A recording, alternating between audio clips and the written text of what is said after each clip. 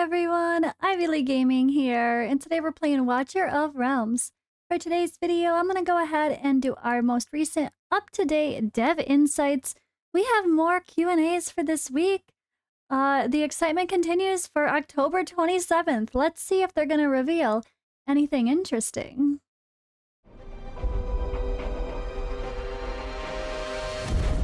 The finest blood for the most untainted soul. Alright guys, so I'm going to try to make these videos a little faster if I can. And by doing so, I mean I'm going to pre-read and pre-screen these questions before I just read everything. Because sometimes we get too repetitive, or sometimes there's just something that they don't even really answer, so why even bother? Or sometimes, yeah, just someone asks something that's like, what? Bruh, that's already in the game. And they choose weird questions to show here. So I'm going to do my best to make this a little bit, a little more streamlined and try to make these faster. Although, hey, at the end of the day, this is what it is. It's a long Q&A session, and by me, at least, reading it through a video format, you guys cannot have to read a giant wall of text. So this one I kind of started to glance at, and I can tell this is one I want to give my input on because this person, I don't want to say they're just I want to be like, this person's an idiot. I don't want to be that rude, but this person just doesn't know what they're doing, and they're complaining about the game instead of learning how to do it correctly. So I want to give my input here. So this person's just saying you seriously have to do something about stage 12 of the artifact material raid. The level's too difficult, even for good characters. Can't finish it. Difficulty's too high for that boss. It's constantly regenerating. The enemies who come to regenerate him are too hard to eliminate. As a result, we cannot progress to the main story except for having to get out of the blue card. At some point, we have to stop thinking about favoring our whales and thinking about free-to-play. By favoring this type of player too much, you'll lose a lot of players. You are wrong! This is extremely free-to-play friendly to do Artifact Material Raid 12. And yes, I mean that. In case you missed it, long ago, my first collab with Mabucket, we did that. We did Artifact Material Raid 12. You pull the boss in slowly to where he's crossed over that final line between the two tiles. You plop your Baron, ideally, or an Oleg, a very strong defender that can hold the line. You put a couple fighters on each side. On one pedestal, you put a healer. On the other pedestal, you put a Cuke, a cutter. Let the poisons do the work. Very free-to-play friendly. No levels on the character. Don't have to waste resources.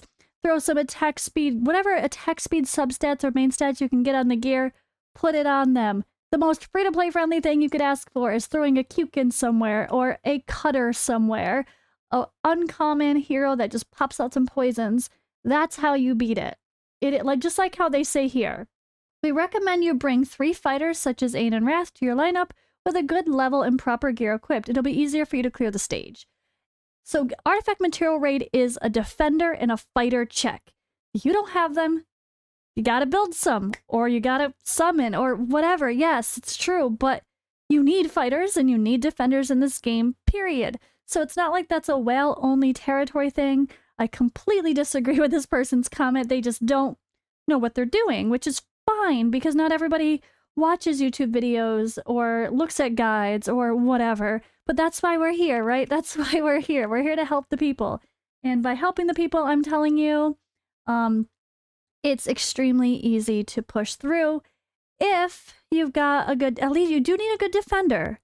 I know even, I was trying to help Odd One with it. Like he needed, or suggesting like how to do it. His Isolde was dying. So it's just a little bit better gear. Maybe leveling them, actually taking your defender to level 60 maybe. If you don't have a Baron, Baron's the best. He just doesn't die right away with that unyielding. But plopping your defender, plopping a healer, plopping a couple fighters, or even just one fighter, then throw your poison guy on the other pedestal for stage 12, you can easily clear it. Again, I have that in a video format with Mabucket on his channel where we talk about kind of the early game progression, and he coaches me when I was a noob. So just wanted to take a minute to talk about this one because that's a very specific stage that's actually easy to cheese with a very free-to-play friendly strategy, and this game is very free-to-play friendly. for the 90% of content, just like it should be. All right, of course, question 2, we're going to have some comments about skins. So this person is suggesting that skins can be obtained in an event where everyone can get it, both for those who buy and those who don't have the possibility to do so. Trying to keep the game the way it's going. They love it. They don't want it to, you know, has someone to have an advantage that can't be beaten. So they do comment that that first launch skin, you know, Zilla 2, for one, the bonus is nothing. Don't worry about that having an advantage. It's literally nothing. I still think it's silly. They shouldn't even have the bonus in the first place because it is literally nothing. So why do they even have it? But when it comes to future skins, they are going to keep them under a very low range. So don't worry, they're not going to power creep them. But also you can obtain skins in multiple ways, like daily logins, achievements, heroes, paths, and future events. They already said there's going to be the free Mari skin for Christmas. And there's the 3 other skins are going to be easier to obtain. But of course they're going to have random Kraken events too. I just wish they started with the free ones instead of ending with the free ones. But yeah, definitely going to be a hot topic, I'm sure. All right, so this question 3 is very good, and we don't need it as much in this game because gear changing is free, but I do like the thought of doing something like Raid Shadow Legends has a fitting room. So adding in a tryout for multiple gear pieces before adding it to the hero. See the full change of stats like when auto gearing.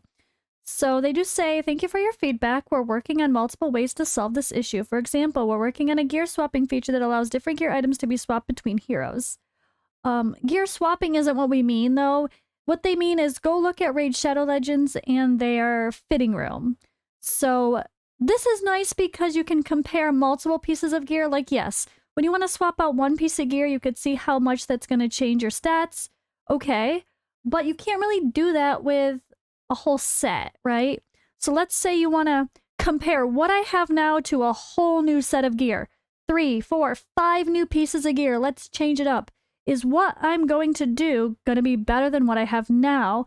And actually see the difference in what your current stats are, and then a color change like red or green or whatever to show what will change when you swap to that entire set. That's what they're talking about, the fitting room in raids. So devs, staff, when people are talking about the chances to try on, they're talking about Raid Shadow Legends fitting room as a great example. All right, why is the percentage of obtaining Legendary Demon for Guild Wars so low? Does the percentage even exist? How many battles do you need to do in order, like, to get, in 1, 2, 3, level 19 equipment raids to get such a demon? So they said, indeed, a Legendary Demon Soldier is pretty rare to obtain, but as you progress through the game, you'll be able to gradually collect the shards for them. So they don't really, they're just saying, yes, they're trying to make it rare on purpose, giving people a reason to grind, of course, and spend resources and spend time in the game. All right, question number 6. Can we get a damage confirmation in Guild Boss? At the end of the run, we say yes or no to keeping the run. I know we can quit the battle for a few seconds before the end and can see the damage dealt by each hero, but it would be nice if we could just have a confirmation pop up at the end of runs if we want to accept it and use our stone or not. I've given this example multiple times, like Raid Shadow Legends has Hydra Boss, where you can choose to accept the key or not, or Dragonair Silent Gods has the Vortex, that's their guild boss, where you can practice 100 times before you choose to accept the key or not. So that's a really cool feature. And we finally have good news, guys. Thank you for your suggestion, Commander. We'll add a trial play feature to the future Guild Boss challenges so you can use it as a reference for damage dealt by different heroes. A Guild Boss trial. So this is not perfect, but it's something, right? The bummer is, like, someone spends a whole bunch of time trying to get their timings perfectly, and then they finally get it right, and then that was only in the trial mode. Now you gotta go do it all over again in the real mode. It's definitely a step up, an improvement, but I still think it should be possible for them to add that option of accepting or not accepting the key just in the game itself. We don't need a separate trial play feature. It doesn't need to be another trial stage. Just say, just have that save key or don't save key one simple button at the end of a guild boss run the way it exists now would be more ideal. All right, please allow us to sell an item from the upgrade menu when it rolls bad. We will be adding this feature in our upcoming patches.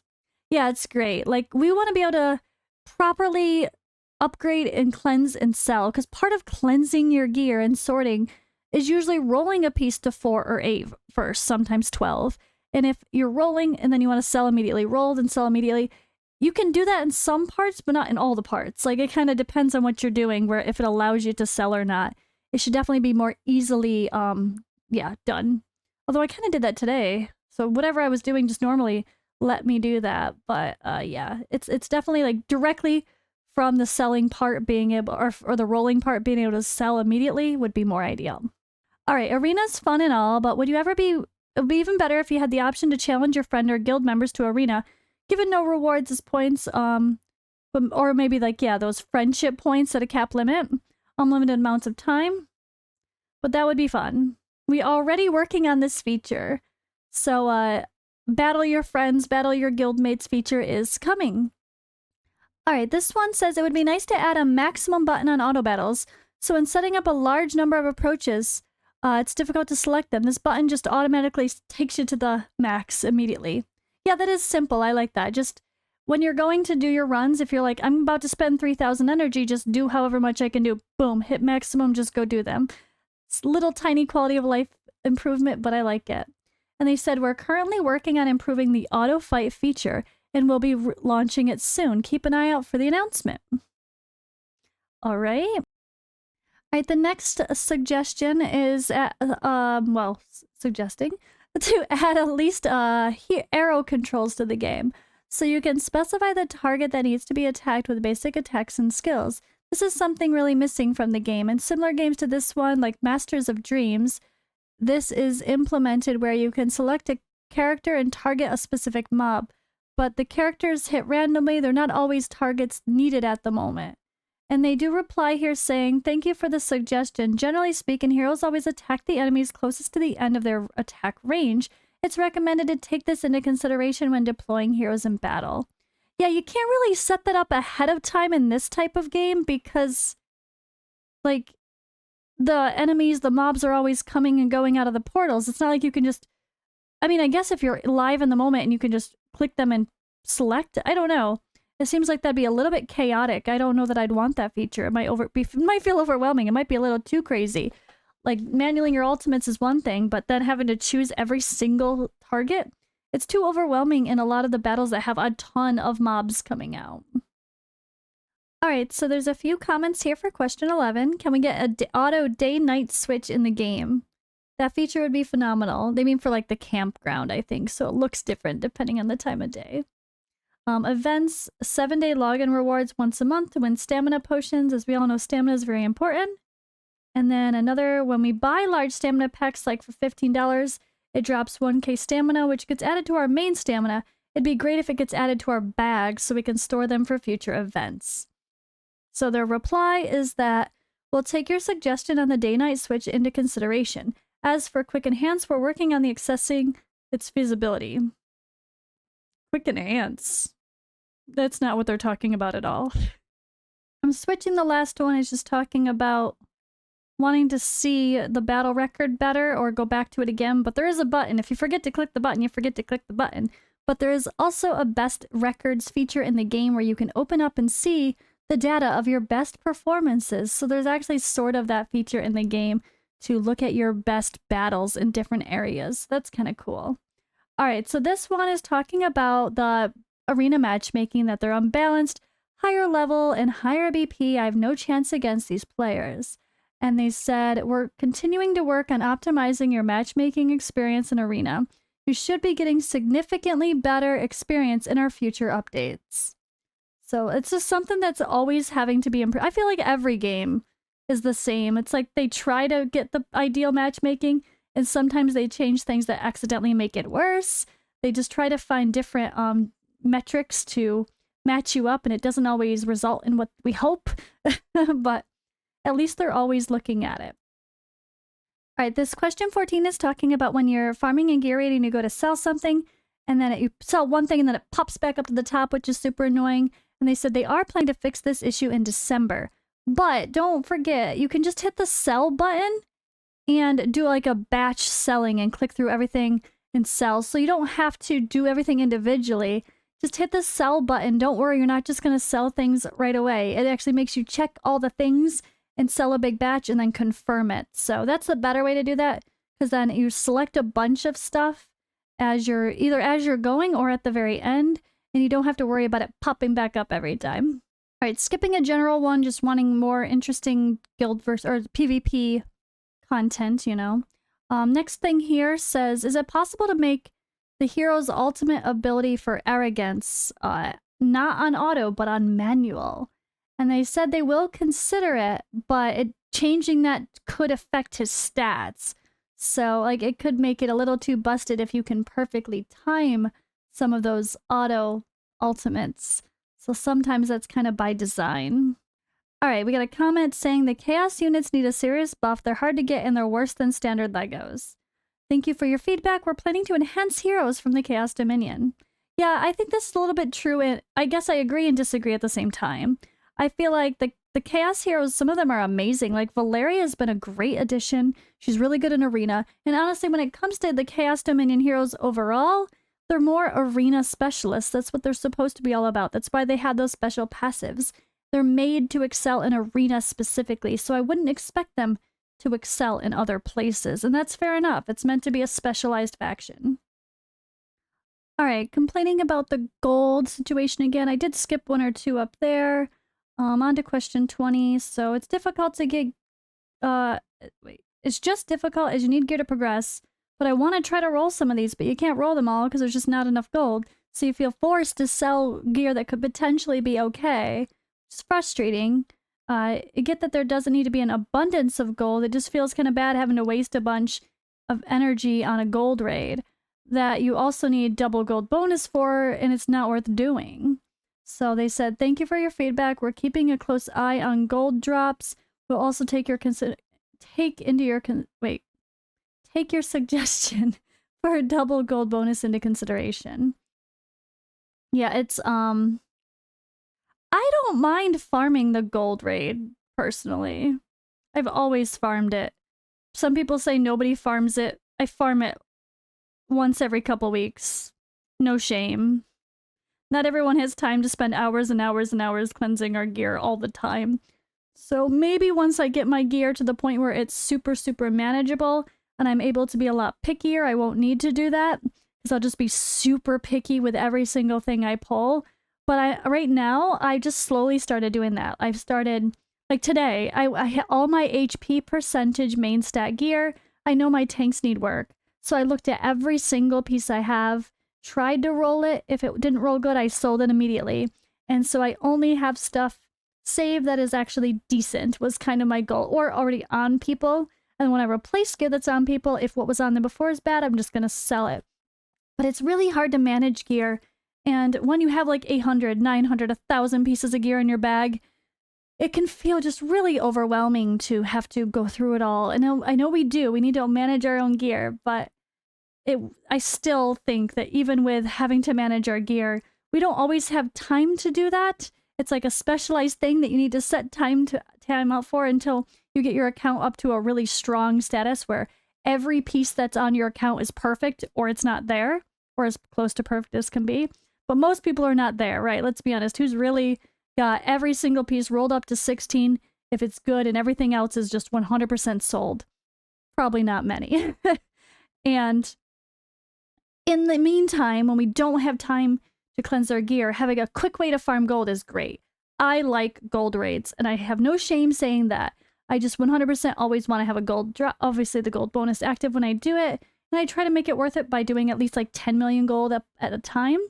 So, I don't know. I don't mind it, but it is still like, I still wish gear sold for more. But at least this game gives us the opportunity to grind for gold. That is actually a good thing. A lot of games don't do that. At least this game does.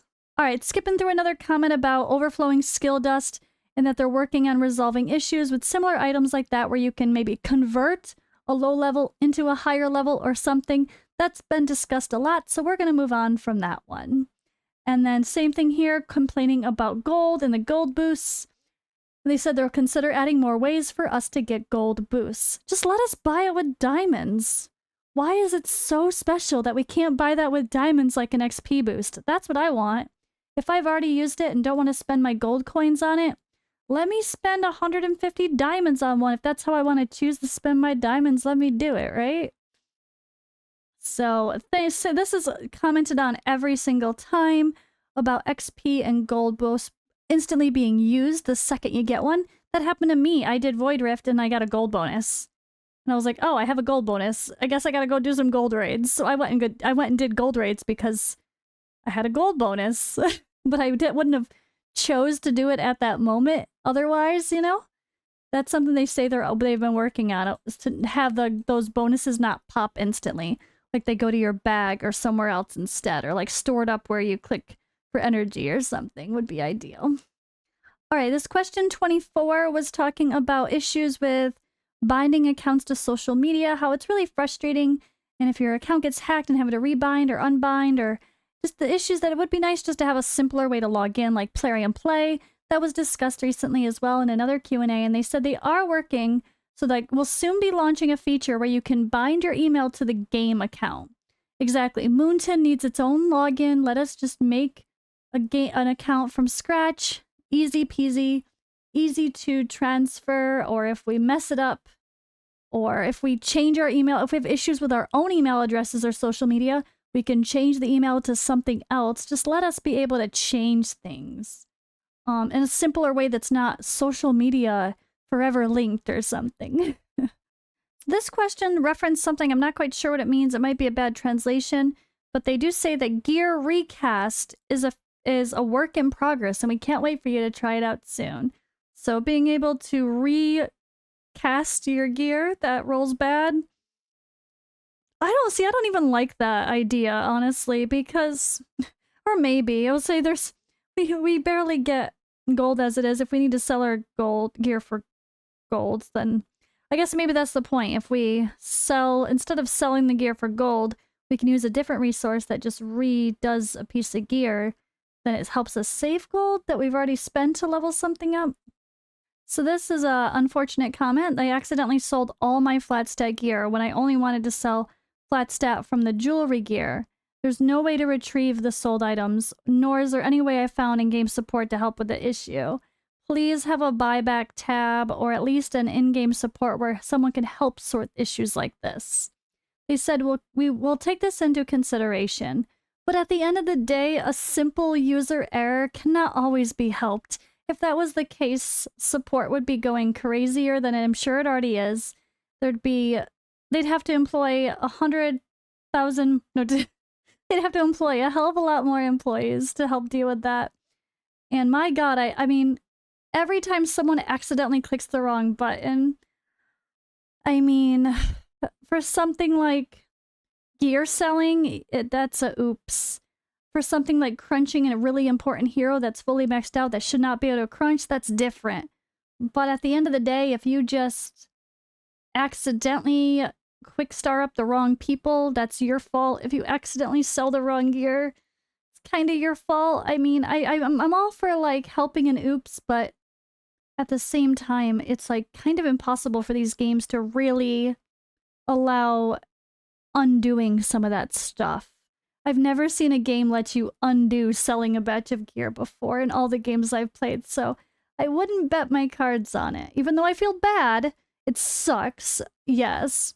But, I mean, at least you probably have some gear on people, and hopefully you can farm good stages to go get more. I don't know, at least you can be more selective. Start fresh? I don't know. It sucks, but it is what it is at the end of the day. And same thing about the other topic about the gear system, talking about gear recasting will be available soon where people can swap your stats, you know, re-roll gear. So this question says, can you please update the recommended main stats for a healer gear?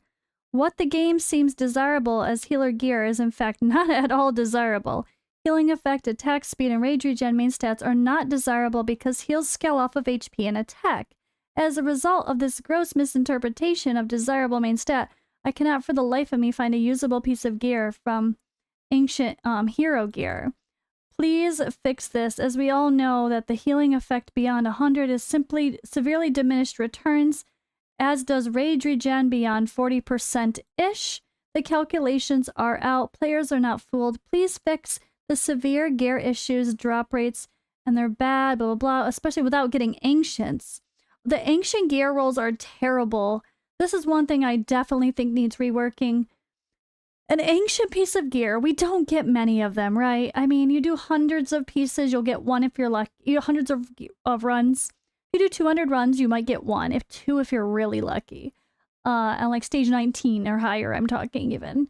And with that, it can still roll blue.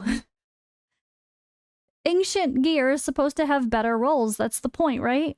It should only roll purple or yellow. That is 100% should be the point. That's the whole point, is like getting something that will have OP rolls every once in a while. Give the people something special, right? But this is actually kind of cool here. This is a good note. I've heard people talk about this, but I could not for the life of me remember like where they said those numbers lie. So here's a good take some notes, guys. Healing effect beyond 100. Don't bother going over 100 for your healing effect. Rage regen beyond 40% or so. Don't bother going over 40% for rage regen. I think there's like one exception to the rule. I want to say, and I think it was Hell Hades and Mabucket during one of their collab videos. Mabucket said he'd put rage regen on Mari. I want to say that was what it was. I'm trying to remember correctly. I think that's what it was as a main stat, but that was like the only exception to the rule. For whatever reason. I mean, obviously Mari just coming back to her ultimate as much as possible. Freezing, slowing, whatever, cool, but... And she's someone who doesn't do damage, so it's all about just using the skill. But is it really good beyond 40% is the real question. Is that true? Is it 40% kind of the cap of just get that and everything else is pointless? Is that the case? Or is there, is there certain characters that actually can benefit from much more? I don't honestly know. But they said they will keep an eye out, be sure to keep an eye out in our next patch update where we'll be adjusting the attributes for gear items. And then we just have a couple more, I think, right? Oh no, there's, a few more. Let me see if they're worthy. All right, TLDR of this big one is add fragments. Like it says, add fragments to heroes for existing content for like a long-term farming project. Like being able to farm something, you can get Dolores fragments, or like a shop where you can buy fragments of heroes like they suggest here. Like, we'll take this into consideration and see if adding shards for certain heroes in a shop for exchange is possible. So possibly being, like, maybe the Awakening shop that desperately needs... That's actually the perfect place. Okay, game, you listening? The Awakening shop that you say you're revamping.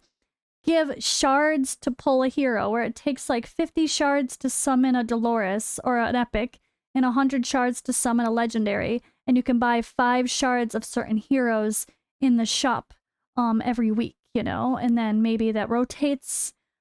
Maybe you can get them in other places too, like events or random drops or something, I don't know, or other shops, like guild shops or something too. That could be a really fun way to let people build up to get characters that they want without just summoning, or if they want to work on awakenings. And I think that kind of sums it up. Some of the others are just kind of random or not really talking about a feature that's going to be actually added, so I'm going to skip the last few.